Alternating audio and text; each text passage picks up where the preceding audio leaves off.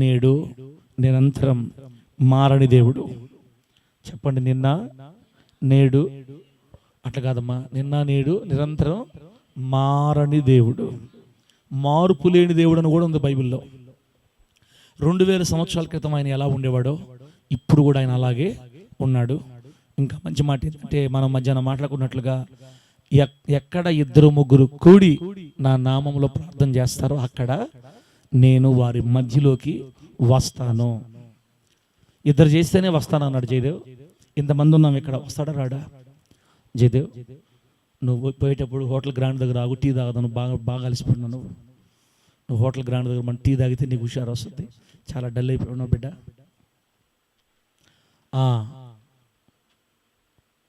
2000 సంవత్సరాల క్రితం యేసుక్రీస్తు వారు ఎటువంటి మనస్సాక్షి కలిగి ఉన్నాడో ఇప్పటికీ ఆయన అలాగే మనస్సాక్షి కలిగి ఉన్నాడని, ఆయన మనతోనే మన దగ్గరే ఉన్నాడని విన్నాం కదా. దేవుని బిడ్డలారా, మీ అందరికీ మీ దైవజనుడిగా నేను ప్రోత్సాహపూర్వకమైన ఆశీర్వచనాలు పలుకుతున్నాను. మన దేవుడు ఆశ ఏంటంటే, ఇక్కడ కన్నీళ్లతో వచ్చిన వాళ్ళు కన్నీళ్ళ నుంచి విడిపించాలని కోరుకుంటున్నాడు. ఇక్కడ ఏడుపులో ఉన్నవాళ్ళు ఏడుపు నుంచి విడుదల పొందాలని కోరుకుంటున్నాడు. రోగాలతో వచ్చిన వాళ్ళు స్వస్థపరచబడి వెళ్ళాలని కోరుకుంటున్నాడు. దిగులుతో వచ్చిన వాళ్ళు దిగులు నుంచి విడుదల పొంది ధైర్యంగా వెళ్ళాలని ఆయన ఆశిస్తున్నాడు. ఆయన మనకు సహాయం చేసి మనల్ని దీవించాలని కోరుకుంటున్నాడు. మనతో మన మధ్యలో ఉన్న మన యేసయ్య అప్పుల్లో నుంచి లేవనెత్తి ఒకరికి పెట్టేటట్లుగా నిన్ను చెయ్యాలని దేవుడు కోరుకుంటున్నాడు. ఆమేనండి. ఏ వ్యాధి బాధలతో నువ్వు ఇక్కడికి వచ్చావో తిరిగి మరలా ఆ వ్యాధి నీలో కనబడకుండా పాడైపోయిన నీ అవయవాల్ని బాగు చేయాలని దేవుడు కోరుకుంటున్నాడు. గుండె పాడైపోయిందా, గుండెని మరలా బాగు చేస్తాడు. కిడ్నీ పాడైపోయిందా, కిడ్నీలు మరలా బాగు చేస్తాడు. ఊపిరితిత్తులు పాడైపోయినాయా, లివర్ పాడైపోయిందా, మరలా పని చేయటం ఆరంభించేటట్లుగా ఆయన చేస్తాడు. ఎందుకంటే 2000 సంవత్సరాల క్రితం ఆయన అదే చేశాడు. కుంటివాళ్ళు నడిచారు, గుడ్డివాళ్ళు చూశారు, మోగవారు మాట్లాడారు, చెవిటివారు విన్నారు, దయ్యాలు వెళ్ళిపోయాయి, రోగులు స్వస్థపరచబడ్డారు, రక్తస్రావ రోగంగా బిడ్డలు బాగుపరచబడ్డారు. మరణించిన వారిని కూడా యేసుక్రీస్తు వారు లేపారు. సేమ్ ఇప్పటికీ ఆయన అలాగే ఉన్నాడు. కాబట్టి ఈ ప్రార్థనా స్థలానికి వచ్చి కూర్చున్న మనలో ఎవరైనా ఏడుపులతో ఉన్న, బాధలతో ఉన్న, రోగాలతో ఉన్న, సమస్యలతో ఉన్న, సతమతం అయిపోయి మనశ్శాంతి లేక దేవుడు నన్ను సహాయం చేస్తాడా, నన్ను జ్ఞాపకం చేసుకుంటాడా అనే మనసుతో వచ్చిన మనందరితో మీతో ప్రభు చెప్తున్న మాట ఏంటంటే, ఆయన మీరు వచ్చినట్టుగా మిమ్మల్ని వెళ్ళనీయకుండా మీ సమస్యలు తీర్చి పంపించాలని దేవుడు కోరుకుంటున్నాడు. ఈ రోజు రాత్రి మనం ఆరాధించే యేసయ్య ఎవరంటే, మీ అవసరతలు తీర్చే యేసయ్య. ఈరోజు మనం పూజించే యేసయ్య ఎవరంటే, మీ రోగాలను కలుసుకొని మీ రోగాలను స్వస్థపరిచే యేసయ్య, మీకు నెమ్మదినిచ్చే దేవుడు, మీకు శాంతినిచ్చే దేవుడు అని ఆయన చెప్పమంటాడు నాతోటి. నా మాటలు అర్థమైతే గట్టిగా అడిగి చెప్పండి. యేసయ్యలో ఉండే వాళ్ళకి, ఏం బాధ లేని వాళ్ళకి, ఏం దబ్బా ఊరికే చెప్తాను ఈ మాటలు అనిపిస్తుంది. బాధల్లో ఉండే వాళ్ళకి ఈ మాటలు బంగారు పూల్లో కత్తుకుంటాయి ఈ మాటలు యేసునామంలో. ఇప్పుడు మనకంటే ఏం లేదనుకోండిలే, బాంధవం ఏమనుకుంటాడంటే, ఏంది సొరడా ఊరికి అదే మాటలు చెప్తుంటాడు. ఇక మీదట ప్రతి వాక్యం ముందు చెప్పాలి ఈ మాటలు అంతే. ఎందుకంటే అక్కడ ఎవరు కూర్చోన్నారో మనకు తెలియదు, ఎవరి మనసు ఏ బాధ ఉందో మనకి తెలియదు. దేవుని చిత్తం అది. డేవిడ్ గుండెల్లో ఏముందో మనకేం తెలుసు? బాలకోటయ్య, ఇను బాలకోటయ్య, నీకు దండాలు పెడతా, నీవు నీతో మాట్లాడుతున్నాడు దేవుడు. నీ మనసులో ఏ బాధ ఉందో మాకు తెలీదు. నువ్వు ఏ బాధతో వచ్చావో ఆ బాధని తీర్చి నిన్ను స్వస్థపరిచి పంపించాలని కోరుకునే దేవుణ్ణి నేను మీకు పరిచయం చేస్తాను, మీకు ప్రకటిస్తున్నాను. ఇప్పుడు ఆయన మనతోనే ఇక్కడే ఉన్నాడు. ప్రతి సమస్య నుంచి విడిపించగలిగిన దేవుడు మనతో ఉన్నాడు. తండ్రి, కుమార, పరిశుద్ధాత్మ త్రియేక నామంలో మన సమస్యల నుంచి విడిపించబడి ఇక్కడ నుంచి మనం బయటికి వెళ్తాం యేసు నామంలో. గట్టి చెప్పు హల్లెలూయా. అట్టి కృప మనం అందరం అనుభవించుదుము గాక. ఇప్పుడు వాక్యం చదువుకుందాం. Let's read Bible. Please open Holy Bible. మత్తయి సువార్త 8వ అధ్యాయం. మత్తయి సువార్త 8వ అధ్యాయం. మత్తయి సువార్త 8వ అధ్యాయం 23వ వచనం నుండి చదువుతాం చూడండి. మత్తయి సువార్త 8వ అధ్యాయం 23వ వచనం నుంచి, ఆయన దోణి ఎక్కినప్పుడు ఆయన శిష్యులు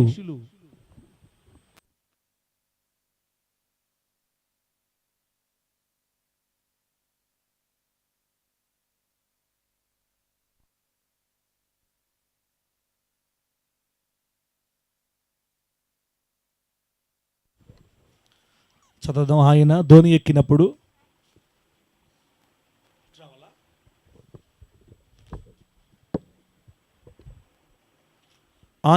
ఎక్కినప్పుడు ఆయన శిష్యులు ఆయన వెంట వెళ్ళిరి. అంతటా సముద్రం మీద తుఫాను లేచినందున ఆ దోణి అలల చేత కప్పబడెను.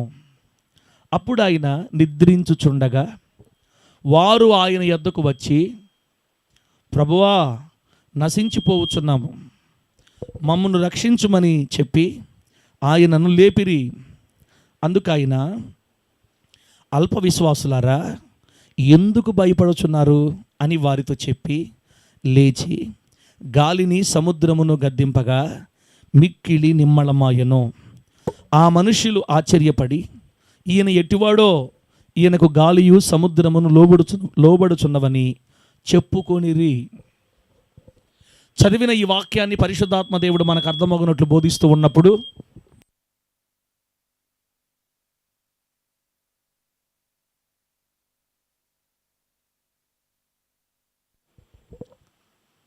మనం చదివిన వాక్య భాగాన్ని ఇంకా తగ్గించేసి అసలు నా గొంతు లేకుండా చేసి చేస్తున్నాము.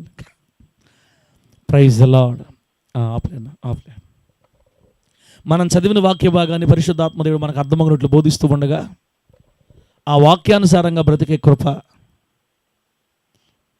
దేవుడు మనకు అనుగ్రహించి నీతిగల మార్గాల్లో పరిశుద్ధాత్ముడు మనల్ని అందరినీ స్థిరపరచునుగాక.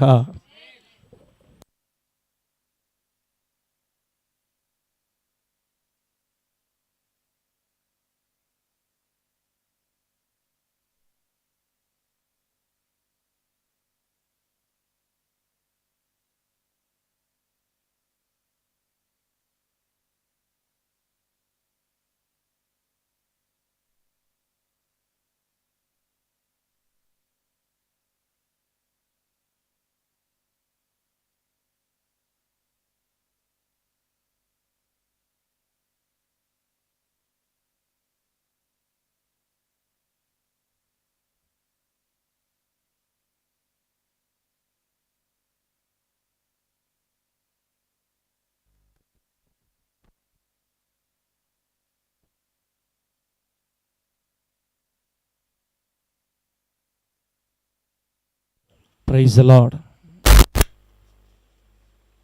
ఇప్పుడు సౌండ్ పెడతానా? Praise the lord. పెట్టు. హల్లెలూయా. ఇప్పుడు కొంచెం తగ్గి. దేవుని నామానికి మహిమ కలుగును గాక.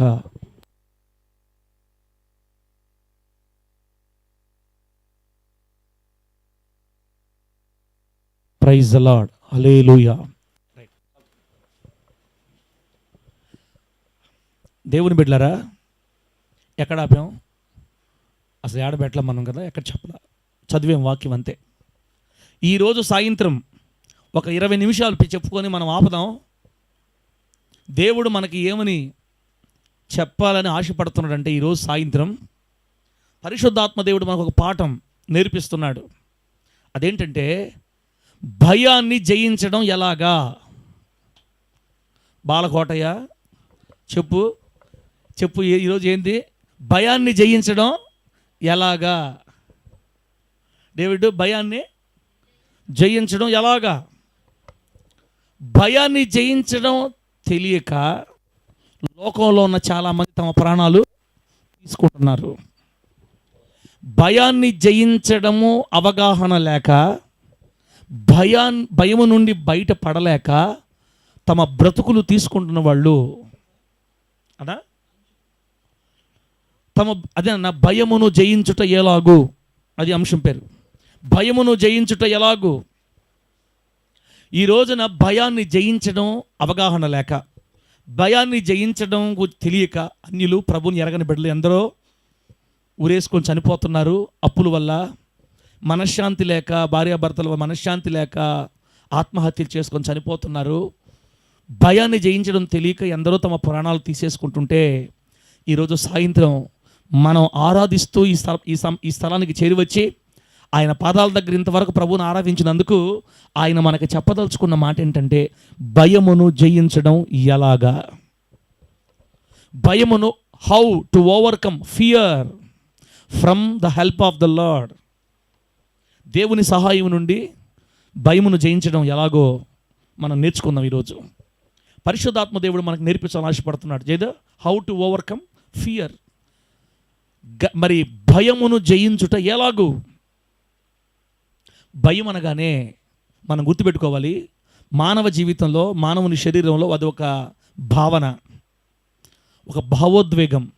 దేవుడు మనిషిని భావోద్వేగాలతో నిర్మించాడు. మనిషిలో ఎన్నో రకాల భావోద్వేగాలు ఉన్నాయి. కోపం, ప్రేమ, సంతోషం, దుఃఖం, ఏడుపు, అసూయ, క్రోధం, మోహం, ఇలా ఎన్నో రకరకాల మిళితమైనటువంటి భావోద్వేగాల సమ్మిళితం మానవుడు. దేవుడు మనలో ఉంచినటువంటి భావోద్వేగాలలో భయం అనేది ఒక భావోద్వేగం. అయితే ఈ భయము మానవ జాతికి మంచిది కాదు. అది కొంతమేర వరకే మనకు ఉపయోగపడాలి, మనకు ఆశీర్వాదం. శృతి మించి భయపడ్డాం అనుకో బీపీ పెరిగిపోద్ది. బీపీ దేని వల్ల వస్తుంది? భయం వల్లే వస్తుంది. టెన్షన్ వల్ల. బ్లడ్ ప్రెషర్, రక్తపోటు పెరగద్దనమాట శరీరంలో. షుగర్ రావడానికి ఒక ప్రధాన కారణం ఏంటంటే టెన్షన్ అని చెప్తుంటారు. టెన్షన్ని ఇంకొక పేరుతో ఏం పిలవాలంటే భయం. ఈఎంఐ కట్టకపోతే ఇంటికి వచ్చేస్తారు అని ఆలోచిస్తే చాలు, బీపీ ట్యాబ్లెట్ వేసుకోవాలి. ఇంకా వచ్చిన వాళ్ళకి ఏం సమాధానం చెప్పాలో అర్థం కాక ఎందుకు వచ్చిన అవమానం అయిపోతుంది అని చెప్పేసి అదొక టెన్షన్. ఆలోచించి మనశ్శాంతి లేకపోవటం. భయం అనుభవించే వాళ్ళకి తెలుస్తుంది. నా జీవితం ఎట్లా, ఏ పని చేసుకో బతకాలి? చదువు చూస్తే అవ్వలేదు, నేను ఎలా బ్రతకాలి? పెళ్లి చేసుకుని నేనే బతకలేకపోతున్నాను. పెళ్ళి ఒకటి అవసరమా నాకు? రేపు పెళ్లి చేసుకుంటే ఎలా చాకాలి, ఎలా పోషించుకోవాలి? అదొక భయం.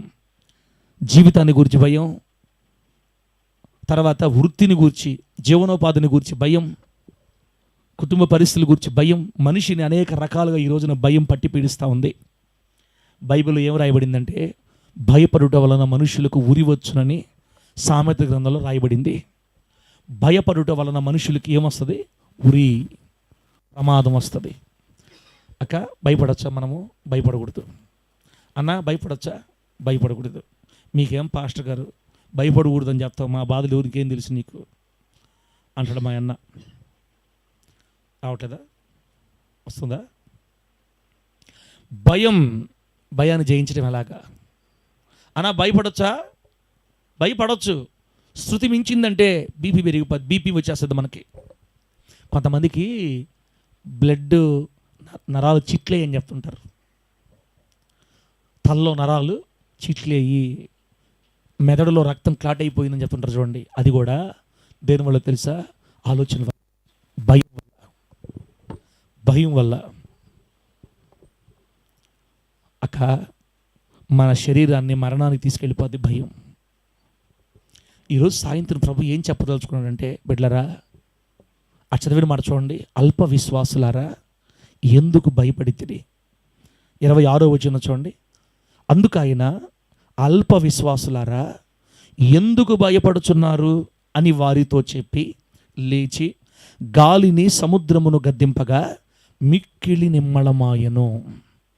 మన ప్రభుని యేసుక్రీస్తు వారు ఒకరోజు పడవలో ప్రయాణం చేస్తున్నాడు. ఒక సాయంత్రం కపెర్నహూము నుండి అవతలకి అది ఇంచుమించు ఒక 3-4 కిలోమీటర్ల వెడల్పు ఉంటుంది ఆ గలిలయ సముద్రం. 3-4 మరి 8 తెలియదు, 8 కిలోమీటర్లో ఎంతో తెలియదు, నాకు కరెక్ట్ ఐడియా లేదు. వాళ్ళు ఇక్కడి నుంచి అవతల పక్క దాటాలంటే 4 కిలోమీటర్లు 8 కిలోమీటర్లో ఉంటుంది ఆ వెడల్పు. వాళ్ళు యువతల నుంచి అవతల పైకి వెళ్తున్నారు. మీరు మ్యాప్ ఓపెన్ చేసి, గూగుల్ మ్యాప్ ఓపెన్ చేసి గలిలియన్ సీ అని కొడితే మనకి మొత్తం ఫోటోలు మొత్తం వచ్చేస్తాయి. అది ఇజ్రాయెల్ దేశం మధ్యలో ఒక చిన్నపాటి సముద్రంలాగా ఉంటుంది అనమాట. చిన్నపాటి సముద్రం ఒక 70-80 కిలోమీటర్లు పొడుగు ఉంటుంది. రౌండ్గా ఓవెల్ షేప్లో ఉంటుంది ఆ గలిలయ సముద్రం. సరే, మొత్తం మీద ఆ రోజు ప్రయాణం చేసి వెళ్తున్నారు. అకస్మాత్తుగా యేసు ప్రభు వారు అలసిపోయి దోణి అమరమున తలవాల్చుకొని ఆయన కొంచెం కునుకు తీస్తున్నాడు. అలసిపోయాడు పరిచర్లో. మనం అప్పుడప్పుడు అలసిపోయి నిద్రపోతుంటామే చర్చిలో పనిచేసి. అలాగా ఆయన సేవలో అలసిపోయి కొంచెం అలా కళ్ళు మూసి పడుకో ఉన్నాడు. దేవుని బిడ్డలారా, వీళ్ళందరూ మాట్లాడుకుంటా హ్యాపీగా ప్రయాణం సాగుతా ఉంది చల్ల గాలికి సముద్రం మీద. అకస్మాత్తుగా భయంకరంగా వాతావరణం మారిపోయింది. గాలి ఎక్కువైపోయింది. గాలి ఉవ్వెత్తున లేచి ఆ చిన్న దోణి మీద ఆ సముద్రపు నీళ్లు వచ్చి పడిపోతున్నాయి. అది సముద్రం కాకపోయినా దాని మీద వచ్చే తుఫాను, దాని మీద వచ్చే గాలి వల్ల సముద్రంలాగే దాని మీద తుఫాను వస్తుందంట. దాని గురించి ఒక వీడియో చూశాను నేను, తీసారు దాన్ని. అంటే ఆ తుఫాను లాగా వర్షం వచ్చినప్పుడు ఎట్లా ఆ గలలే సముద్రం అల్లకల్లోలంగా ఉంటుందో ఒక యూట్యూబరు తీసి పెడితే చూశాను నేను. సముద్రంలాగే ఇంచుమించుగా అలలు ఎగిసెగిసి పట్టం. సరే, మొత్తం మీద గాలికి అలలు ఎగిసెగిసి పడుతున్నాయి.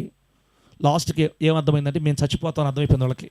ఈరోజు మునిగిపోతాము, ఈరోజు మేము అందరం మునిగిపోతాం, ఎక్కడ చచ్చిపోతామని అర్థమైపోయింది. చేయాల్సిన ప్రయత్నాలన్నీ చేశారు. ఒకసారి చూడండి, ఇక మేము మునిగిపోతాము, ఈరోజు మేము చచ్చిపోతాం అన్నప్పుడు వాళ్ళ భయం ఎట్లుంటుందన్నా. మొన్న బస్సు యాక్సిడెంట్ జరిగింది, చాలామంది చనిపోయారు పాపం. ఆ చనిపోయిన కుటుంబాలకి కలిగిన దుఃఖం వర్ణనాతీతం. వాళ్ళు నిద్ర లేచేలేకే పొగ వాళ్ళని ఆవరించేసి ఏం జరిగిందో అర్థం కాక ముందే వాళ్ళు స్పృహ తప్పి పడిపోయారంట. ఏమి జరిగిందో తెలుసుకునే లోపే స్పృహ తప్పి పడిపోయారు ఆ పొగకి. ఆ తర్వాత ఆ స్పృహ పడిపోయినందువల్ల అలా కాలిపోయి ముఖాలు కూడా గుర్తుపట్టలేనంతగా కాలిపోయాయి బాడీలు. మహాప్రమాదంలో ఇరుక్కున్నప్పుడు అర్థమవుద్ది ఆ భయం ఎలా ఉంటుందో. ఇప్పుడు ఆ దోణి, ఆ పడవ ఇక మునిగిపోతుందని అర్థమైపోయింది వాళ్ళకి. అనుకుంటాం కానీ భయం ఉండకూడదు, భయపడకూడదు అని నోటితో చెప్తాం, కానీ ఆ సెంటెన్స్లోకి వచ్చినప్పుడు, ఆ సందర్భంలోకి వచ్చినప్పుడు అప్పుడు అర్థమవుద్ది. భూమి మీద భయపడనని చెప్పి పైకి చెప్తాడు, కానీ భయపడకుండా ఉండే ఒక్కడు కూడా దమ్మున్నోడు, భయపడకుండా నిటారుగా నిలబడ్డ ఒక్క మనిషి కూడా లేడు భూమి మీద. వాక్యం చెప్తారు అంతే. నా అలాంటి వాళ్ళందరూ భయపడకూడదు, యేసయ్య వల్ల మనక అంటుంటాం, కానీ ఆ సందర్భం లేకపోతే మాత్రం, ఆ పరిస్థితులకు వెళితే మాత్రం భయపడకుండా ఉండేవాళ్ళు ఒక్కరు కూడా ఉండరు. అందరూ భయపడతారు. ఎందుకంటే మానవుని యొక్క భావోద్వేగం అది. కానీ కొంత మేర వరకే కొంత మేర వరకే అది ఆరోగ్యం, కానీ అది హద్దు మీరిందంటే మానవ శరీరానికి ఉరిగా మారిపోద్ది అనమాట. భయం మానవ శరీరానికి ఉరిగా మారిపోద్ది. మొన్న అహ్మదాబాద్లో విమానం కూలిపోయినప్పుడు ఇక అది పడిపోతుందని అర్థమైపోయి ఉంటుంది వాళ్ళకి కదా. లాస్ట్ మినిట్లో ఎట్లా కేకలేసి ఉంటారో పాపం. 241 మంది ఎలా కేకలేసి ఉంటారో, ఎలా ఆ మరణ భయాన్ని ఎదుర్కో ఉంటారో. అది వెళ్ళి ఒకసారి హిట్ చేయగానే బిల్డింగ్కి ఒకసారి పెద్ద మంటలు లేస్తే విమానంలో ఉండేవాళ్ళు చనిపోవటం కాదు, ఆ బిల్డింగ్లో భోంచేసే వాళ్ళు కూడా కాలిపోయి చనిపోయారు ఆ అగ్నికి. వాళ్ళు మధ్యాహ్నం పూట హాస్టల్కి వచ్చి భోంచేస్తున్నారంట, మెడికల్ చదువుకునేవాళ్ళు. దేవుని బిడ్డలారా, భయం చాలా భయంకరమైంది. అయితే ఈరోజు సాయంత్రం ప్రభు ఏం చెప్తున్నాడంటే, ఎంత భయంకరమైందైనా ఒకే మాట, మీరు నా బిడ్డలు. ఆమేనండి. మీరు ఎందుకు భయపడకూడదంటే, మీరు నా పిల్లలు, మీరు నా బిడ్డలు కాబట్టి నేను మిమ్మల్ని భయపడొద్దని చెప్తున్నా. శిష్యులారా, అల్ప విశ్వాసులారా, ఎందుకు భయపడుతున్నారు అని అడిగాడు వాళ్ళని. ఇప్పుడు ఇక్కడ ఒక మాట రాయబడింది, భయపడేది ఎవరంటే అల్ప విశ్వాసులు అని చెప్పింది వాక్యం. భయపడేది ఎవరన్నా? అల్ప విశ్వాసులు అంటే తక్కువ విశ్వాసం కలిగిన వాళ్ళు అని అర్థం. విశ్వాసం లేదని కదా వీళ్ళకి, విశ్వాసం ఉంటుంది కానీ ఉండాల్సినంత ఉండదు. అల్ప విశ్వాసం, కొద్ది విశ్వాసం. ఉండాల్సినంత ఉంటే భయం ఉండదంట, భయం రాదంట. ఉండాల్సినంత లేదు కాబట్టి భయం వస్తుంది. ఇస్రాయల్ పాస్టర్ కూడా చాలాసార్లు భయపడ్డాడులే, వేస్ట్ మాటలు అవన్నీ. నేనేం పెద్ద దేవుడిని ఏం కాదు, నేను కూడా చాలాసార్లు భయపడ్డా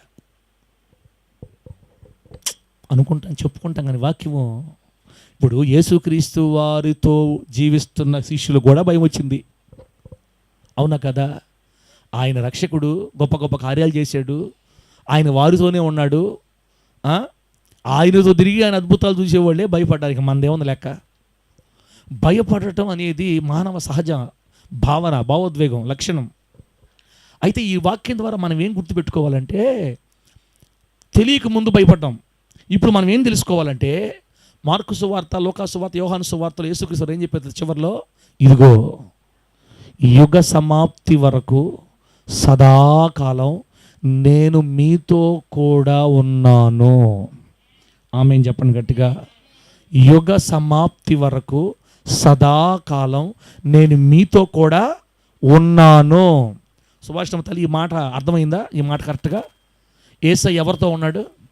ఆ రోజు ధోనిలో శిష్యులతో ఉన్నట్లుగా ఈరోజు మనందరితో దేవుడు ఉన్నాడు.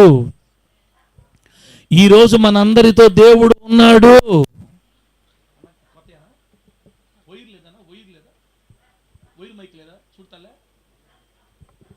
ఈరోజు మనందరితో యేసయ్య ఉన్నాడు. ఎప్పుడు దాకా ఉంటాడు? ఉందా?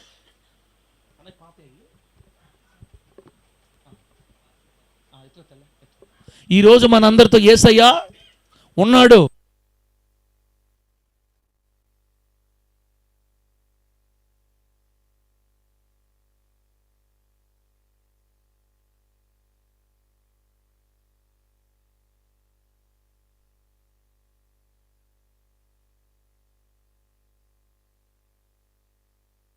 యేసయ్య మనతో ఉన్నాడన్న సంగతి కానీ తెలియకపోతే మనం ఖచ్చితంగా భయపడి అదురుబడి నరాల్లో రక్తం తల స్విచ్ చేసి ఉందా? మైక్ స్విచ్ చేసి ఉందా? వెనక 2 లైట్లు వెలుగున్నాయమ్మా? వెనక 2 లైట్లు వెలుగున్నాయా? ఏం చెప్పానమ్మా? దేవుడు మనతో కూడా ఉన్నాడన్న సంగతి కానీ మర్చిపోతే చిన్న విషయానికే మనం భయపడిపోతాం ఖచ్చితంగా. క్రైస్తవులైనా ఈరోజు ఇక్కడ కూర్చున్న దేవుని బిడ్డలు ఎవరైనా కూడా, మా అక్క అన్న వీళ్ళందరూ కూడా ఏమనుకోవాలంటే యేసయ్య మనతో ఉన్నాడంట కాదు, బైబిల్ చెప్పింది సదాకాలం నేను మీతో కూడా ఉన్నాను. ఇంకో వాగ్దానం చెప్పమంటారా మన ధైర్యం కలగటానికి? నేను మిమ్ములను అనాథలనుగా విడువను. అబ్బా, ఇది మన ధైర్యం. ఇది నిజంగా నువ్వు నమ్మగలిగితే, దేవుడు నాతో ఉన్నప్పుడు నేను ఎంత భయంకరమైన పరిస్థితుల్లో ఉన్నా ఆయన నా స్థితిగతులను మార్చడానికి శక్తి కలిగిన వాడనే నమ్మకం మనలో కలుగుతుంది. ఎప్పుడు ఆయన మనతో ఉన్నాడని నమ్మితే. ధోనిలో యేసయ్య ఉన్నాడా లేదా? ఉన్నాడు. ధోనిలో యేసయ్య ఉన్నా కూడా వాళ్ళు భయపడిపోయారంటే వాళ్ళు ఆటోమేటిక్గా నీళ్ళు వచ్చి పైన పడుతున్నాయి కాబట్టి ఆ ధోని మునిగిపోతాను చూస్తున్నారు కాబట్టి వాళ్ళు భయపడ్డారు. ఓకే, ఇప్పుడు ఇది జరిగిన తర్వాత దేవుడు మనకి ధైర్యం కలగడానికి ఈ సంగతులన్నీ ఆ రోజు జరగడానికి ఆయన అనుమతించాడు. ఆ రోజు సముద్రం మీద తుఫాను రేగా ధోని ఎందుకు మునిగిపోయిందంటే మన వ్యక్తిగత జీవితాల్లో వచ్చే సమస్యలకి మనం కూడా భయపడిపోతామేమోనని మన కొరకు ఉదాహరణలుగా, దృష్టాంతాలుగా దేవుడు వాటిని రాయించాడు బైబిల్లో. తెలియక ముందు భయపడాలి. ఇప్పుడు తెలిసింది ఏంటంటే యేసయ్య తనను ఆరాధించే బిడ్డలని అనాథలుగా విడవడు. నాకు నమ్మకం, నా దేవుడు నన్ను అనాథగా విడిచిపెట్టాడు. అనాథ అంటే ఎవరక్క? తల్లిదండ్రులు లేనోళ్ళు, బంధుమిత్రులు లేనోళ్ళు, తిండి పెట్టేవాళ్ళు లేరు, పలకరించేవాళ్ళు లేరు, ఎవ్వరూ లేని అనాథ. కానీ మనం ఎవరమో తెలుసా? సృష్టికర్తని దేవుడుగా కలిగి ఉన్నాం. ఆమేన్ చెప్పండి గట్టిగా హల్లెలూయా. మనం ఇంకో విషయం చూడండి. మీరు నాతో రండి అని అనలా యేసయ్య, నేనే మీతో ఉంటానని చెప్పాడు. ఆమేన్ చెప్పండి గట్టిగా హల్లెలూయా. మీరు నాతో రండి అంటే మనం అంతా డూప్లికేట్ వాళ్ళం కాబట్టి భయపడాలా. ఎందుకంటే మనం కరెక్ట్ భక్తి చేసి ఆయన సంతోషపెడితే ఆయన మనతో ఉంటాడు.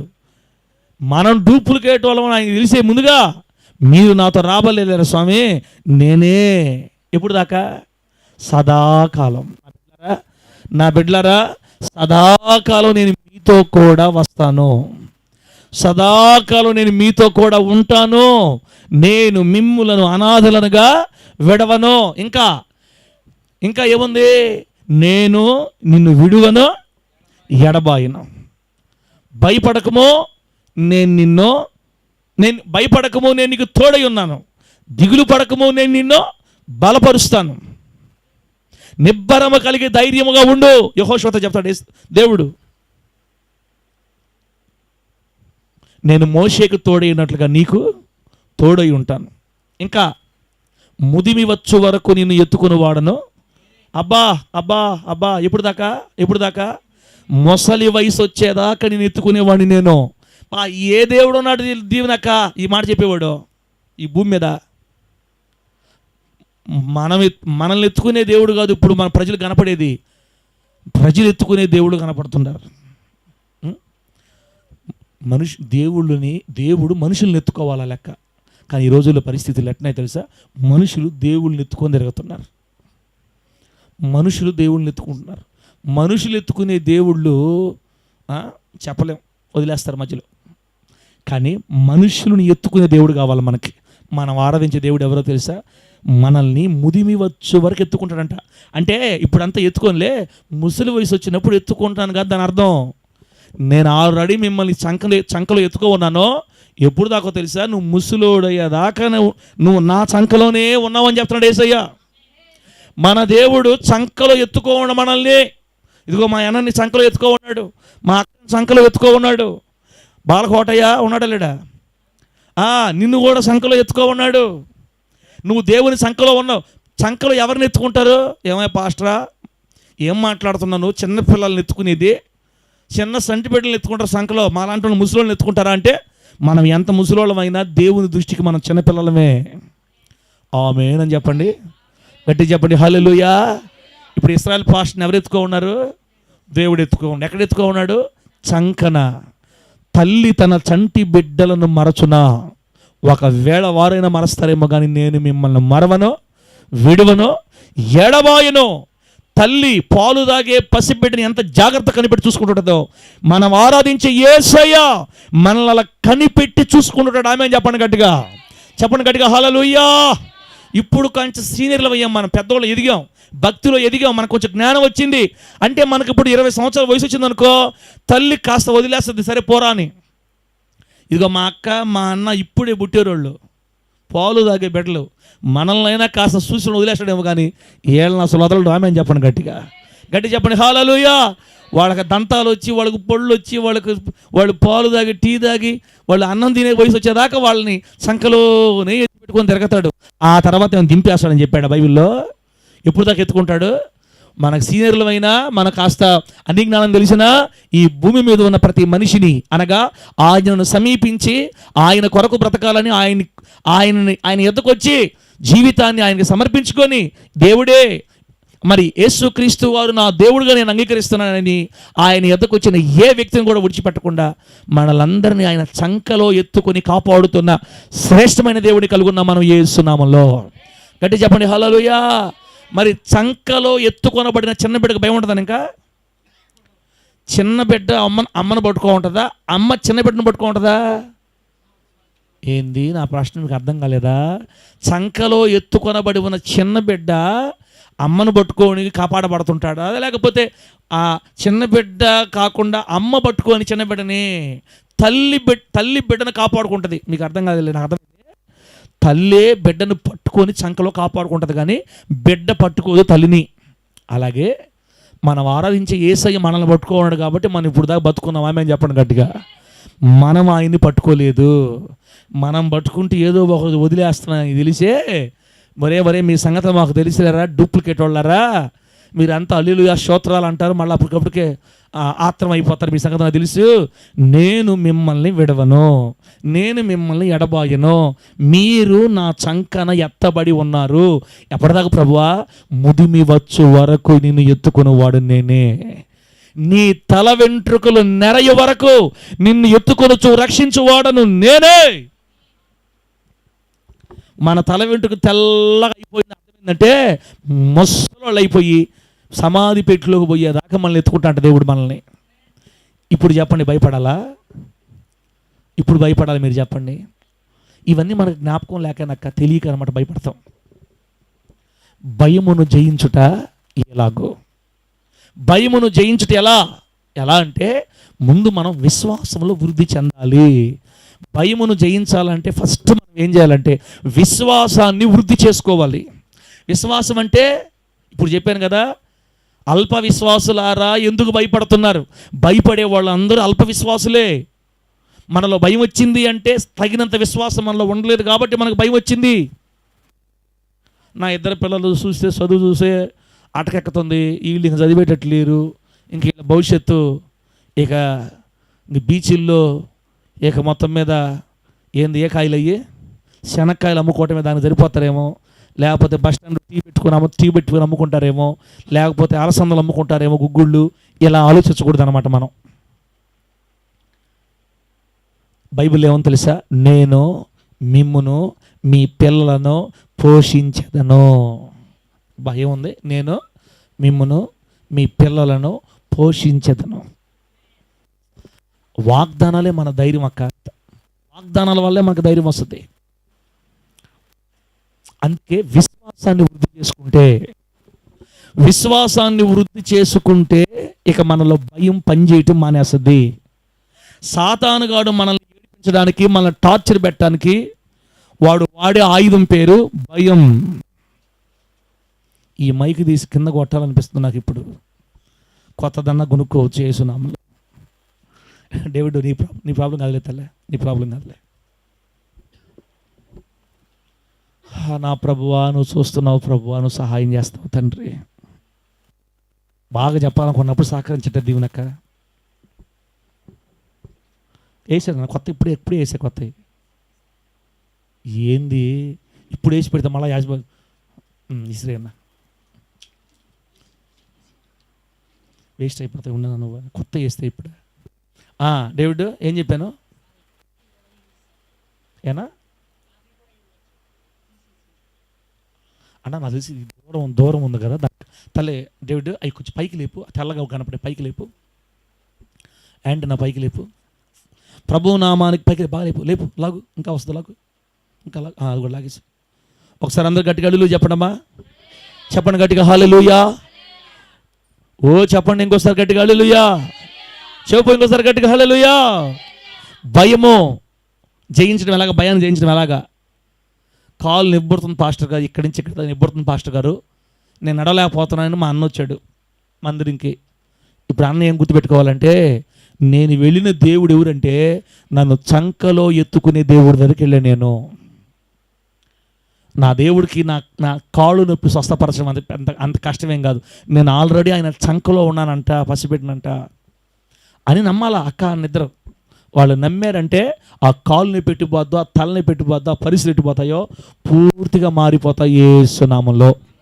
గట్టి చెప్పండి హల్లెలూయా. 5 లక్షలు అప్పు ఉందనుకోండి, ఈ 5 లక్షల అప్పులో నుంచి నేను బయటపడే సమస్య లేదు, నేను సంపాదించేది ఎప్పుడు, కట్టేది ఎప్పుడని నువ్వు ఆలోచించదు తల్లా. ఎందుకంటే నీతో దేవుడు ఉన్నాడు. ఎప్పుడు దాకా ఉన్నాడు? మనం సమాధిలో పోయేదాకా మనతోనే ఉంటాడు ఆయన. నేను యుగ సమాప్తి వరకు సదాకాలం మీతో కూడా ఉన్నాను, మిమ్మల్ని అనాథలుగా విడవను. మిమ్మల్ని అనాథలుగా విడవకుండా మీ కొరకు నేను మరొక ఆదరణకర్తను పంపించాను. ఆల్రెడీ ఆ ఆదరణకర్త మీతోనే ఉన్నాడు. పరిశుద్ధాత్ముడు మనతో ఉన్నాడు ఈ రోజున. యేసయ్య మనతో ఉన్నాడు ఈ రోజున. కాబట్టి ఆయన మనల్ని విడిచిపెట్టి వెళ్ళిపోలేదు భయపడడానికి.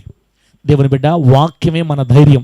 ఆ వాక్యాన్ని బట్టి, వాగ్దానాలను బట్టి మనల్ని మనము పురుకొల్పుకుంటే మన హృదయాలలో విశ్వాసం పెరుగుతుంది. దేవుడికి స్తోత్రం కలుగును గాక. గట్టి చెప్పండి హల్లెలూయా.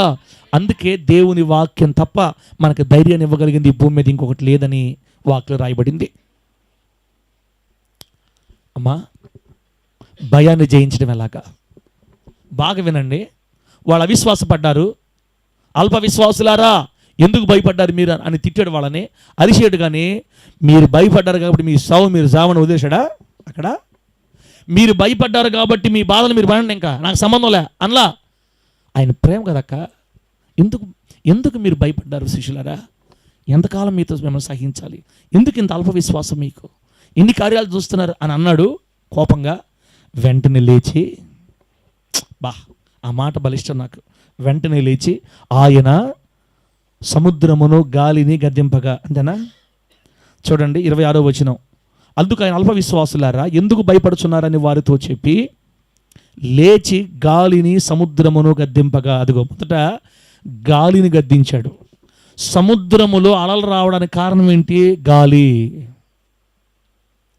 సముద్రంలో అలలు రాగడానికి కారణం ఏంటక్క? గాలి. అంటే మన జీవితాల్లో ఈరోజు ఇంత భయం కలగడానికి మన కళ్ళకి కనబడకుండా ఉన్న గాలి ఒకటి ఉంది. దేవుడు నంబర్ 1 ఫస్ట్ లేచి, మనం ఎప్పుడైతే కన్నీళ్లు, వేదన, ఆక్రందన, బాధల్లో ఉంటామో, భయపడిపోతామో, మనం ఆరాధించే దేవుడు వెంటనే లేచి మన కళ్ళకు కనబడకుండా మనల్ని భయపెడుతున్నటువంటి గాలిని గద్దిస్తాడు ఫస్ట్ యేసునామంలో. గట్టి చెప్పండి హల్లెలూయా. ఆయన గాలిని గద్దించాడంటే మన కనుల ముందు ఆ ఉవ్వెత్తున ఎగిసిపడుతున్న సముద్రం మిక్కిలి నిమ్మలం అయిపోద్ది అంతే. నేనేం చెప్తున్నానంటే అర్థం కాని హిందీ చెప్పట్లా, అర్థమయ్యే తెలుగులో చెప్తున్నాను.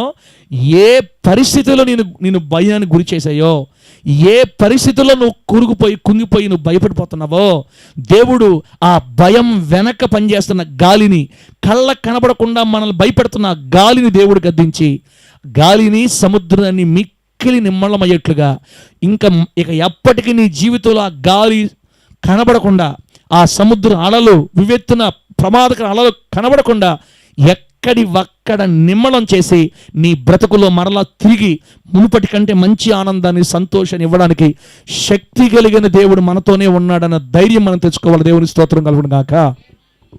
గట్టి చెప్పండి హల్లెలూయా. ఆ కింద చదివితే ఆ మనుషులు ఆశ్చర్యపడి ఈయన ఎట్టివాడో, ఈయనకు గాలియు సముద్రమును లోబడుచున్నవని చెప్పుకొనిది. మనం ఆరాధించే దేవుడికి గాలి లోబడద్ది, మనం ఆరాధించే దేవుడికి సముద్రం లోబడద్ది, మనం ఆరాధించే దేవుడికి అప్పులు లోబడతాయి, మనం ఆరాధించే దేవుడికి రోగాలు లోబడతాయి, మనం ఆరాధించే దేవుడికి దయ్యాలు లోబడతాయి, మనం ఆరాధించే దేవుడికి ఏదైనా లోబడి తీరాల్సిందే. ఆయనకు లోబడకుండా ఎదురు తిరిగేది ఈ భూలోకంలో ఇంకొకటే లేదు. యేసునామములో అంతే. ఎందుకు భయపడాలన్నా మనం? అక్క అమ్మ ఎందుకు భయపడాలి చెప్పండి, ఇప్పుడు చెప్పండి. భయమును జయించుట ఎలాగో విశ్వాసమును పెంపొందించుకుంటే చాలు. విశ్వాసమును పెంపొందించుకుంటే చాలు. భయాన్ని ఆటోమేటిక్గా జయించడానికి ప్రభు కృప చూపుతాడు.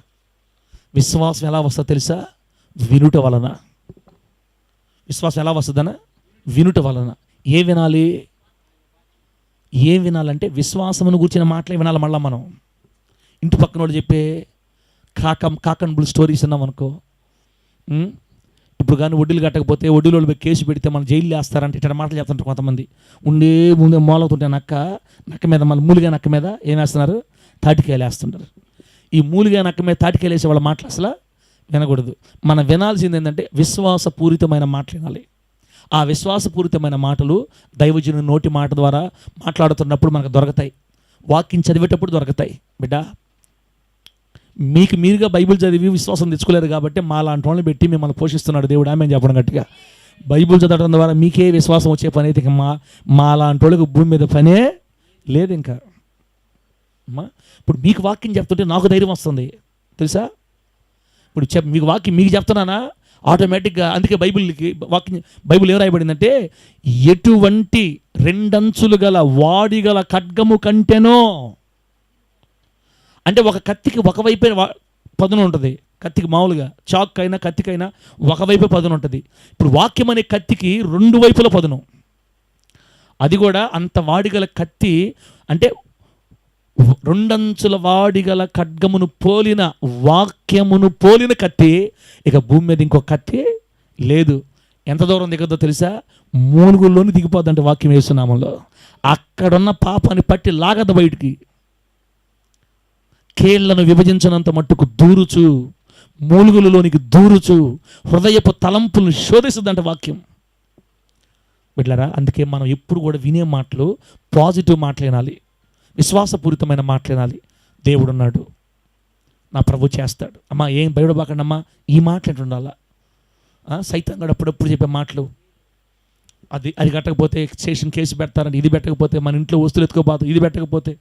అక్క ఒక్క మాట చెప్తున్నాను, నీ బిడ్డలు నీ కళ్ళ ముందు కింద పడి దొర్లాడి ఆడస్తా. చిన్న బిడ్డలు, మన బిడ్డలు చిన్నప్పుడు ఉన్నప్పుడు వాళ్ళు మట్టిలో పడి దొర్లాడతా. ఐస్ క్రీమ్ అడిగితే తీసినన్నాం వాడికి. ఏమడిగాడు? ఐస్ క్రీమ్ అడిగితే తీసినని చెప్పాం. వాడు కింద పడి మట్టిలో పడి దొల్లాడుతూ ఉంటే, ఏడుస్తూ ఉంటే, కొంచెంసేపు ఏడిసిన తర్వాత తల్లి ఏమో పరిగెత్తుకుపోయి ఎత్తుకుంటే వాడు గోం చేస్తా కింద పడి మళ్ళీ మట్టిలో పొరలుతూ ఉంటే, ఎంత కోపంలో ఉండే తండ్రికైనా వాడు కేకలిని, నాయన 10 రూపాయలు పెట్టి ఐస్ క్రీమ్ తీస్తే పోద్దట పడి, ఏందిరా ఏడు పేడవాళ్ళు చూడలేకపోతున్నామని భూ సంబంధమైన తల్లిదండ్రులే ఏడ్చే బిడ్డల్ని ఏడు పాపించాలని ప్రయత్నం చేస్తారు. మన కోసం తన ప్రాణమంతటిని, రక్తమంతటిని కార్చి కలువరిశిలలో మనకు వెలబెట్టి కొన్నటువంటి మన తండ్రి మన గుండెలు పగిలిపోయేలా ఏడస్తా బాధపడతా ఉంటే వదిలేస్తాడక్క నేను. ఇంక రేపో మాపో షుగర్ వచ్చేసి బీపీ వచ్చేసి రక్తనాళాలు పగిలిపోయేంత టెన్షన్ పడుతుంటే ఒకవేళ నువ్వు ప్రార్థన చేయలేదే అనుకో, ఓకే, దిగులు వల్ల దుఃఖం వల్ల ప్రార్థన చేయలేదు అనుకో, భయం వచ్చినప్పుడు, అమ్మా భయాలు వచ్చినప్పుడు ప్రార్థన చేయమని బైబిల్లో ఉంటుంది, కానీ ఎవరు చేయరు. ఒత్త మాటలయ్యి ఏమొచ్చినప్పుడు దీవునక్క, భయాలు వచ్చినప్పుడు, టెన్షన్ వచ్చినప్పుడు, ఏడుపు వచ్చినప్పుడు, దుఃఖం వచ్చినప్పుడు, సమస్యలు వచ్చినప్పుడు చెప్తారు పాస్టర్లు బైబిల్లో, అప్పుడే మనం చెయ్యాలి ప్రార్థన అని చెప్తుంటారు. ఏం ఒత్త మాట ఎవరు చేసేదిలే. అసలు ఎట్లుంటుందో తెలుసా, అసలు ఎందుకు బతుకున్నాం అనిపిస్తుంది ఆ బాధలు వచ్చినప్పుడు, ఆ కష్టం వచ్చినప్పుడు. ఏంది నాకు ఈ కర్మ ప్రభువా, ఎవరెవరో తీసుకోబోతున్నాను, తీసుకోవా అనిపిస్తుంది. ఇంత వాక్యాలు చెప్పేవాళ్ళు కూడా నేను అనుభవించానమ్మా. 2023 సంవత్సరం అంతా నేను అప్పుడే నా జీవితంలో కష్టాలు చూడటం బాగా, అంటే టెన్షన్, భయాన్ని చూడటం అదే ఫస్ట్. ఈఎంఐల ద్వారా ఇంకే వేరే దారి లేదు. ఈఎంఐలు భయాలే నాకు ఎక్కువ. జీవితంలో మళ్ళీ ఈఎంఐ అనే మాట వినకూడదని తీర్మానం చేసుకున్నా యేసునామములో ఆ రోజే. బిడ్డలారా, ఒకవేళ అక్క మనం బయటపడలేని స్థితిలో ఉన్నాం ఇప్పుడు. ఆ రోజు బాధ కలిగింది కదా నాకు. 2023 సంవత్సరంలో ప్రార్థన ఎన్ని రోజులు చేశాను నాకే జ్ఞాపకం లేదు. నేను చేయలేం ప్రార్థన, అంత బాధ వేస్తుంది. కూర్చొని కూడా ప్రార్థన రాదు, ఏడుపు తప్ప. కానీ ఒక నిరీక్షణ ఉంటుంది, నా దేవుడు చూస్తున్నాడులే, నేను చేసుకున్న నా సొంత చేతిలో చేసుకున్న పాపం కదా, మరి దేవుడు ఎలా చేస్తాడో.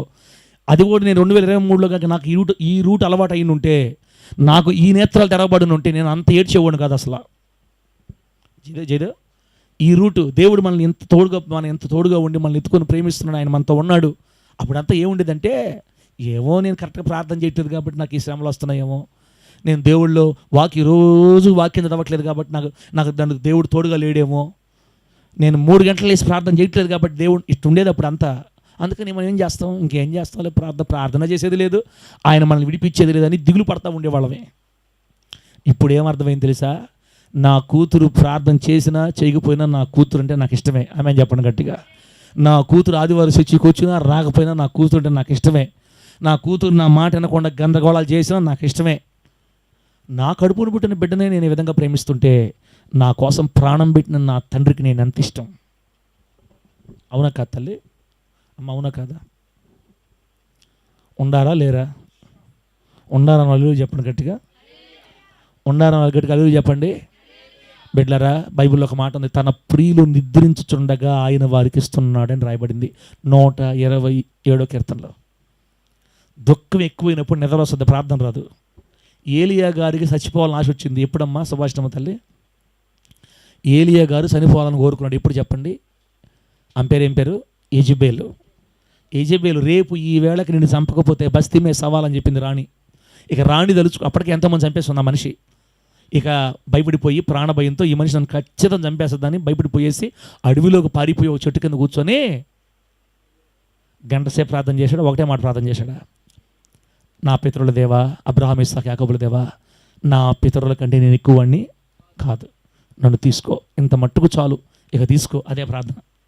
ఆ ప్రార్థన చేసి నడిచి వచ్చినందువల్ల అలిసిపోయి ఆహారం లేకపోవడం వల్ల అలిసిపోయి ఏడ్చి దుఃఖపడి ఆ వేదనతో నిద్రొచ్చేసింది. దిగుళ్ళలో భయాల్లో ఎవరు ప్రార్థన చేయలేరు. చేయమని చెప్తారు కానీ ఉత్తమ మాటలు పాస్టర్లే చేయరు. చెప్తాను నేను, భయం అనేది అందరికి ఒకటే. ఆ భయాలు వచ్చినప్పుడు స్తోత్రం తప్ప ఇంకేం చెప్పలేం మనం. స్తోత్రం కూడా ఏం చెప్దాంలే, నా బతుకు దగలాడింది అనిపిస్తుంది. నేను మరలా చెప్తున్నాను బిడ్డలారా, మనం ప్రార్థన చేసినా చెయ్యకపోయినా ఆయన మనల్ని విడిచి ఒక్క అంగుళం కూడా పక్కకి వెళ్ళలేదని గుర్తుపెట్టుకోండి. ఆయన మనతోనే ఉన్నాడు, ఆయన మనల్ని చూస్తున్నాడు. మనం దిగులు పడేది, వేదన పడేది, టెన్షన్ పడేది చూస్తున్నాడు. అయితే ఆయన ఏం కోరుకుంటాడు తెలుసా? ఒకటే కోరుకుంటాడక్క. ఆయన ఏం కోరుకుంటాడంటే, నా దేవుడు ఉన్నాడు కదా, ఆయన నాకు ఒక ద్వారం తెరవకపోతాడా, నన్ను బయటకి పోతాడా? నాకు అసాధ్యం కానీ నా దేవునికి సమస్య సాధ్యం కదా. ఈ జబ్బు పోదని డాక్టర్లు చెప్పారు, శరీరాన్ని సృష్టించిన నా దేవునికి అసాధ్యమా? ఈ అప్పులు తీరవని నేను అనుకుంటున్నాను, వీటిలో నుంచి లేపడం నా దేవునికి అసాధ్యమా? ఆయనకి సమస్తం సాధ్యం కదా. ఆయన చూడకుండా ఉంటున్నాడా? నన్ను దాటిపోడు నా తండ్రి, నన్ను జ్ఞాపకం చేసుకుంటాడు. నా టైం వచ్చినప్పుడు నన్ను ఖచ్చితంగా జ్ఞాపకం చేసుకుంటాడన్న ఒక్క నమ్మకం దేవుడి మీద ఉంటే చాలు. గట్టి చెప్పండి హల్లెలూయా. ఆయన మీద నమ్మకం పెట్టుకున్న ఏ ఒక్కడిని కూడా ఇంతవరకు మన తండ్రి మోసం చేయలా. ఆమె చెప్పండి గట్టిగా, ఇంతవరకు మన తండ్రి ఎవరిని మోసం చేయలా. చెప్పండి, భయపడేది ఎవరు? అల్ప విశ్వాసులు. అల్ప విశ్వాసులు విశ్వాసులుగా మారాలంటే విశ్వాసం వృద్ధి చేసుకోవాలి. విశ్వాసం వృద్ధి చేసుకోవాలంటే వినాలి. వినాలంటే వాక్యాన్ని వినాలి, పాజిటివ్ మాటలు వినాలి, దీవెనకరమైన మాటలు వినాలి, దేవుని గురించి ధ్యానం చేయాలి. ఆయన ఇంతకు ముందు రోజుల్లో మన కొరకు చేసిన గొప్ప కార్యాలు తలంచుకోవాలి. వాటిని బట్టి మనకు కొంచెం ధైర్యం కలగద్ది. ఈ విధంగా మనము భయాన్ని జయించగలము. దేవునికి స్తోత్రం కలుగును గాక. గట్టిగా చెప్పండి హల్లెలూయా.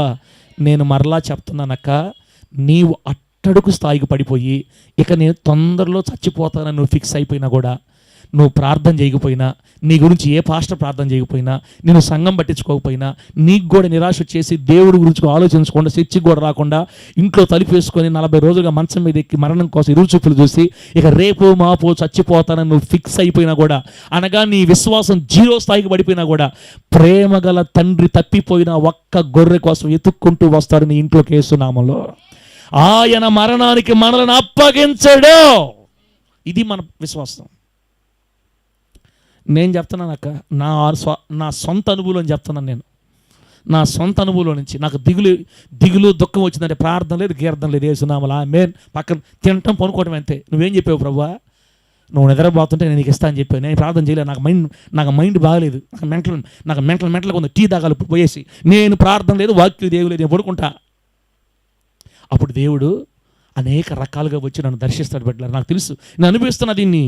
ఎందుకంటే ఆయన మా డాడీ తల్లి, మా డాడీ. ఆయన ఎవరమ్మా? ఆయన మా డాడీ, నా తండ్రి. నేను ఆయన కొడుకుని. నేను ఆయన ప్రార్థన చేయలేదని బైబిల్ చదవలేదు, నన్ను వదిలిపెట్టేసి వెళ్ళిపోతా. ఆ తండ్రి డాడీ ఎందుకు అవుతాడు? జయదేవ్, టీ తాగుదాం ఆపు వచ్చేటప్పుడు అక్కడ మర్యాద కాడగు. అర్థమవుతుంది నాకు. భయపడే వాళ్ళని టీతో బతికించాలా? కొంతమందిని సాంబార్తో బతికించాలి, ఇక సాంబారు పచ్చడితో బతికించాలా? నా సొంత అనుభవం చెప్తాను. నేను కూడా దిగులు దుఃఖం వస్తే బైబిల్ లేదు, వాక్యం లేదు, ప్రార్థన లేదు, పడుకోవడమే గమ్ముగా. నువ్వు వచ్చి పని చేస్తే నేను పైకి లేస్తాను. నా వల్ల కదా, ఇంకా నేను చేయలేను, నా శక్తి చాలదు. ప్రభువా రా, నువ్వు ఎప్పుడు వస్తావో రా, అప్పుడు దాకా నేను బొబ్బుంటా, పడుకుంటా. నేను ప్రార్థన వాక్యం ఎన్ని వేస్ట్ మాటలు. పాస్టర్ గారు ఈ విధంగా చెప్తే లైవ్లో వినేవాళ్ళకి కొంచెం ధైర్యం వస్తుంది. ఎందుకు లోపల ఒకటి బయటకు ఒకటి ఎందుకు? ఏ పాస్టర్ కూడా వాక్యం చెప్పాల్సిందే. కష్టాలు, బాధలు, సమస్యలు చుట్టుముట్టేయంటే అందరూ పడుకోవడమే, ఇంకేం చేయలేరు. కొత్త మాటలు ఏం చేయలేరు. దేవసేనమైన పడుకొని నిద్రపోవాల్సిందే, డేవిడ్ పడుకోవాల్సిందే, మినిస్ట్రీ డైరెక్టర్ గారు కూడా ఎందుకు పడుకోవాలి తెలుసా? నిద్రపోతేనే ఆ బాధ మర్చిపోతామంట. నాకు పెద్ద కూతురు చెప్పింది, డాడీ నీకు ఏదైనా బాధ వచ్చి పడుకో, నిద్రపో, పొద్దున్న మళ్ళీ లేచి వెళ్ళి నిద్ర మర్చిపోతావు, ఫ్రీ అయిపోతావు. అది ఈ మధ్య అది పని చేస్తుంది బాగా. ఆ నిద్రను దేవుడు ఇచ్చి మనకి మర్చిపోయాడు చేస్తున్నాడు అనమాట. అక్క అలా ఎక్కువసేపు నేను బాధపడినాడు. కొంతకాలం అలా బాధపడిన తర్వాత ఆయనే వచ్చి నీ చెయ్యి పట్టుకోకపోతే నువ్వు బయటికి రాలేవు. గుర్తుపెట్టుకో. నువ్వు ఎక్కడ జారిపోయావో, ఎక్కడ అదో పదాలకు వెళ్ళిపోయావో అక్కడికి వచ్చి మరలా నేను ఎత్తుకొని లేపుకొచ్చుకుంటాడు ఆయన. ఆమె చెప్పండి గట్టిగా. అన్ని నీ పరిస్థితులని సెట్ చేసి అప్పుడు నువ్వు ఒకరికి ధైర్యం చెప్పగలిగే స్థితిలో నిన్ను నిలబెడతాడు యేసు నామములో. అట్ట నన్ను లేపాడు కాబట్టే ఈరోజు నేను మీకు ధైర్యంగా చెప్పగలుగుతున్నాను. నేను చూశాను కాబట్టి మీకు చెప్తున్నా. కాబట్టి యేసయ్య ఉండగా భయపడాల్సిన అవసరం లేదు. ఎన్ని తలిచినా, ఏది అడిగినా, ఎంత కిందపడి గింజుకున్నా జరిగేది జరిగిపోద్ది యేసు నామములో అంతే. డైరెక్ట్గా అర్థమైందా?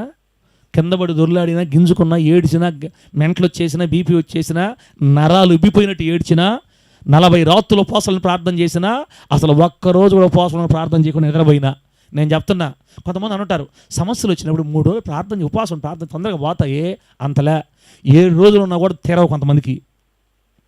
కొంతమందికి ఉపవాస ప్రార్థన మీద భలే నమ్మకం. నేను కానీ 3 రోజులు నుండి ఉపవాస ప్రార్థన చేసాను అనుకో, ఎంతదైనా పోతుంది అసలు అని చెప్తుంటారు. వీళ్ళకి తెగకొదొచ్చడానికి దేవుడు ఏం చేస్తాడు తెలుసా? 3 కాదు 21 రోజులు ఉన్నా కూడా తెరవు. అప్పుడు వీళ్ళకి ఏమనిపిస్తుంది అంటే నా 3 రోజుల ఉపవాస ప్రార్థన, నా 21 రోజుల ఉపవాస ప్రార్థన కూడా ఇంకా పనిచేయలేదంటే విషయం నా చెయ్యి కూడా దాటిపోయింది. డైరెక్ట్గా ఆపేయమంటారా? ఆపేస్తారు. ఇంకా అర్థమైపోయింది. ధైర్యం చెప్తున్నాను, మీకు ధైర్యం చెప్తున్నాను అన్నమాట మాటలనా అక్క. మన 3 రోజుల ఉపవాస ప్రార్థనలు, మన 40 రాత్రుల ప్రార్థనలు, టీలు తాగతా 2 గంటల దాకా 3 గంటల దాకా ఏడ్చి అమ్మ నేనైతే చేయలేనమ్మ, దిగులుండి టీలు దాగి మేలుకొని ప్రార్థన నేను చేయలేను కూడా. చేసేవాళ్ళు చేయొద్దని నేను చెప్పట్లా, చేసుకోండి యేసునామములో. ఏమైనా బంధమేనా? మనం బద్దలు కొట్టాలి ఏదైనా కూడా. మనం ఏమి అబద్ధాలు చేసుకోండి. నన్ను వాడుకునే దేవుడు, నన్ను తీసుకొచ్చింది దేవుడు. నా ప్రార్థన, నా భక్తి, నా జ్ఞానం ఏది లేదమ్మా. దేవుడు కృప వల్ల నేను ఇక్కడ దాకా రాగలిగే. దేవునికి మహిమ కలుగును గాక. నేను మరలా చెప్తున్నాను, ఆయన నా తండ్రి. ఎవరాయన? He is my daddy. నేను కొడుగ్గా వెళ్తా ఆయన దగ్గరికి. ప్రార్థన లేకుండా పాసిబుల్తో 8 గంటలు లేచాడు అనుకో, కొడుగ్గా పోతా. ఏమి ప్రార్థన చేస్తాను ఇస్తావు నాకు? నువ్వు నా తండ్రి కదా, నా కోసం ప్రాణం పెట్టాలంటే నేను అడిగాను అంటారా నిన్న అంటాడు ఆయన. నేనేమన్నా అన్నానా? ఎందుకురా నాకు లేనిపోయి నాకు పెడతావు నువ్వు కొడక? అటు కాదులే డాడీ, నువ్వు 3 గంటలు వేసి ప్రార్థన చేస్తే ఇస్తామని అందరూ చెప్తుంటే నాకు డౌట్ వచ్చింది, అందుకని అడుగుతున్నా. అయ్యనే లేదు లేరా చెప్తారు కానీ అన్నీ. ఇప్పుడు వరం ఉండేవాళ్ళు మనం చెప్పినా ఆగరు, మనం చెప్పపోయినా ఆగరు. పాస్టర్ అమ్మని 3 గంటలకు లేపకుండా మీరు ఆపండి. ఆ మనిషికి గ్యాస్ పెరిగిపోయి కళ్ళు ఒత్తలాను వాసిపోతున్నా కూడా 3 గంటలు వేసి కూర్చుంటారు ప్రార్థన దగ్గర. మనం ఆపుతామనా?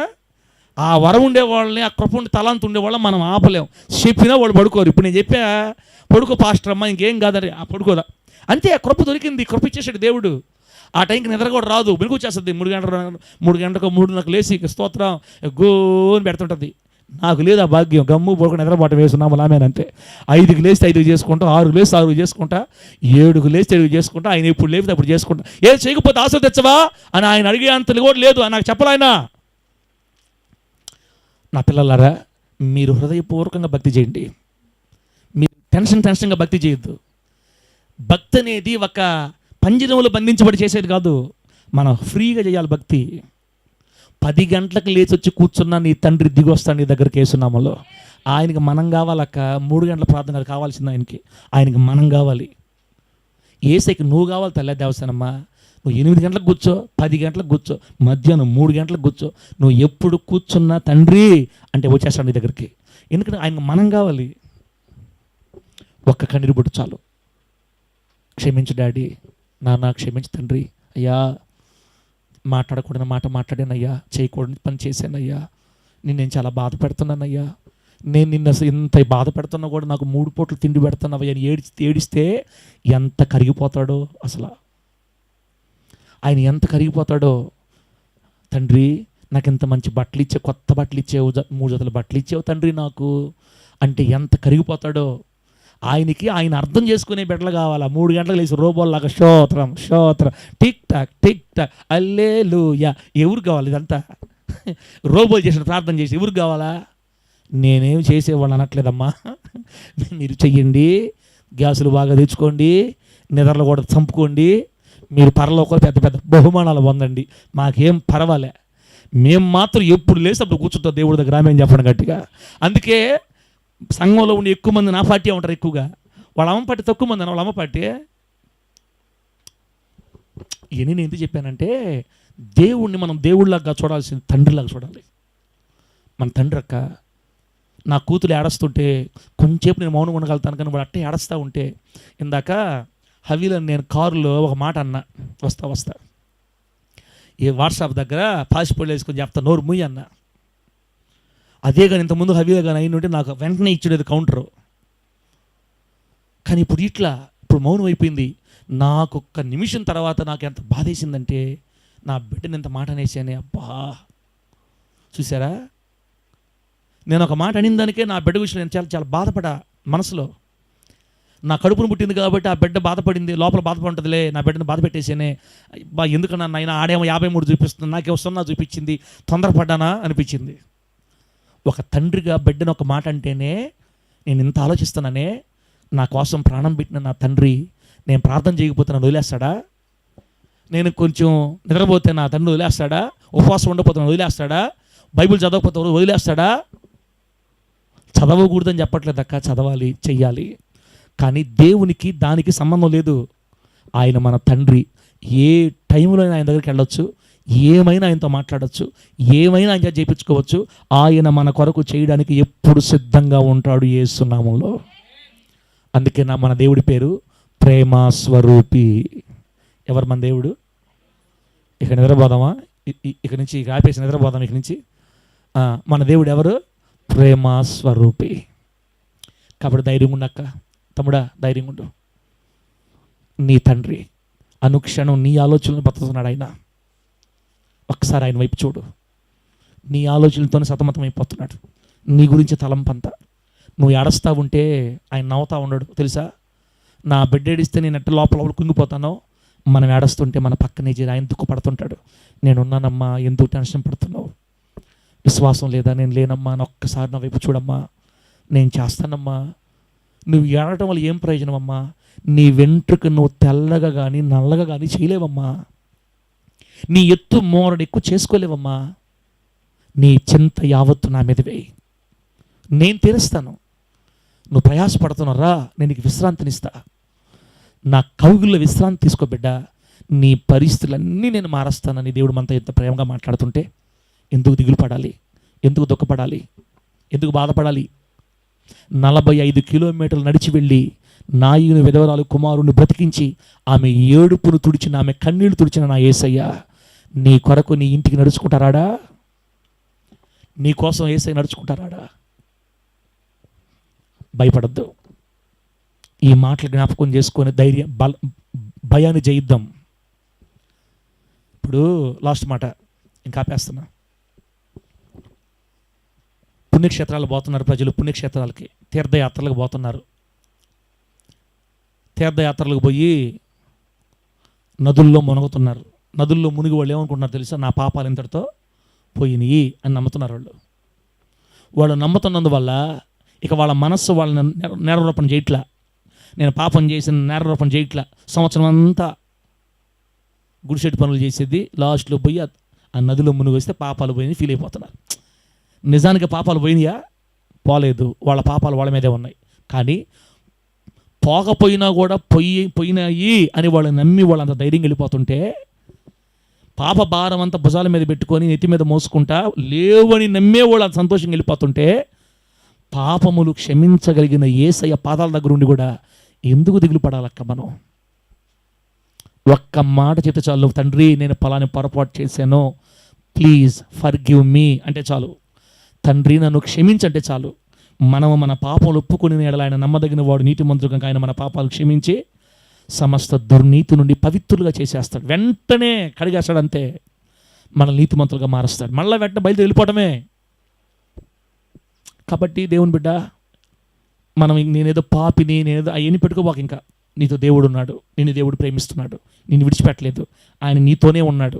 నువ్వు ఏడుస్తుంటే చూస్తున్నాడు. ఆయన ఏడుస్తూ ఆయన బాధపడుతున్నాడు. ఇక్కడ ఎవరు భయపడుతున్నారో తెలియదు, కానీ ఇక్కడ ఎవరి కోసం దేవుడు ఇంతసేపు మాట్లాడి తెలియదు. కానీ ఎవరైతే భయపడుతూ దుఃఖపడుతూ కుంగిపోతున్నారో దేవుని బిడ్డను ఒక్కసారి జ్ఞాపకం చేసుకో. ఆయన నీకు దూరంగా, నీ ఏడుపును చూడలేనంత దూరంగా, మిలియన్ కిలోమీటర్ల దూరంలో లేడు. ఆయన మన దేహాలలోనే, ఆయన ఆలయంగా పిలువబడుతున్న మనలోనే మన యేసయ్య ఉన్నాడు. ఆమె చెప్పండి గట్టిగా. మన దేహమే దేవుని ఆలయం. ఆయన మనతోనే ఉన్నాడు, మనలోనే ఉన్నాడు. ఆయన నీ బాధ చూస్తున్నాడు. నిన్ను నిశ్చయంగా లేపి నిలబెడతాడు. ఏ బాధ కన్నీరు లేకుండా, ఏ అపాయం నీ గుడాలను సమీపించకుండా, ఏ తెగులు నీ ఎదుగు రాకుండా నిన్ను లేవనెత్తి బండ మీద స్థిరపరిచి 10 మందికి ఆశీర్వాదకరంగా నిన్ను నిలబెట్టి వాడుకుంటాడు. నమ్మి సాగిపోదాం యేసు నామములో. ఈ రీతిగా భయాన్ని మనము గెలుచుదుముగాక. గట్టి చెప్పండి హల్లెలూయా. కళ్ళు మూసుకోండి, ప్రార్థన చేసుకొని మాటలు ముగిద్దాం. కళ్ళు మూసుకోండి, ప్రార్థన చేసుకొని